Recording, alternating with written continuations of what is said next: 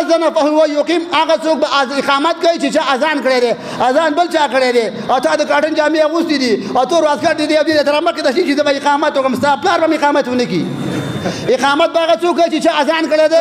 د پیغمبر اسلام کښېني اسما کله چې د الله نبي په غار کې و او ابوبکر هغه ورسره و، د الله نبي کښېني و اسما، هغې وله شوده وړل. ابو جهل ورته وویلې ویل چېرته ځې؟ ویل چېرته ځم؟ ویل پلار دې څه شو؟ ویل ما ته پته نه لګي. ویل دا نبی کریم صلی الله علیه وسلم ویل هغه څه شو؟ ویل ما ته پته نه لګي. ویل درته معلوم دی کتابونه لیکي اسما علیه څپېړه وکړله ټول مخې راورتوله په ګټه باندې مخې زخمي شو. د الله نبي له چې کله شوده راوړله اسما رنګ دې زړ دی؟ ویل نه صحیح ما.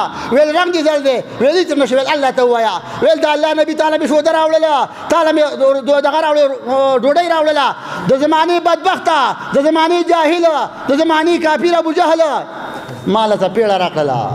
اسما د الله د نبی خینه ده، د عائشې خور ده، د ابوبکر لور ده، د عبدالرحمن خور ده، او د الله د نبی خینه ده. هغې له څپېړه ابو جهل ورکړې ده. او ما ورته کله په جومات کې منځ وکړو که نه، خدای پاکه غلبه اسلام او شکست کفار، بس خبره ختمه شوه. غلبه اسلام دوا ښه شی دی که نه، دوا موږ منو، خو قرباني به غواړي.